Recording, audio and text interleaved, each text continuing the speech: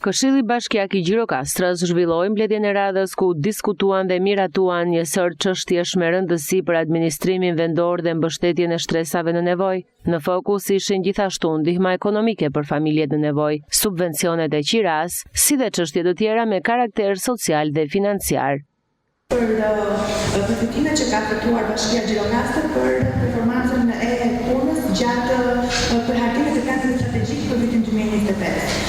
Janë 429 miliard me financim të brendshëm, 550 miliard me financim të jashtëm, të cilat shpërndahen në programet buxhetore dhe duke qenë se është përfituar për hartimin e performancës, ajo do të shpërndahet për hartimin e planeve strategjik të zhvillimit, të cilat do të jenë për vazhdimin e vitit 2026 dhe në vazhdim të vitit 2027. Vemi me tullat rëndësi shqetësimit në blokën Fëmijët kasave të para në shdo mund të bëjnë atë festën e apetarës. Dhe kam bërë tashmë një traditë festën e apetarës, në shumë simbolike për arsimin e fëmijë, e vetëm lokale, në formë e trajtojnë si formë taske. Jo të rrejtojnë të të të të ne kemi obeliskë, dhe është simboli arsimit në Gjirokastër. Dhe ka një që nuk e të ka mësus që nuk e nëse të ushtë obeliskë.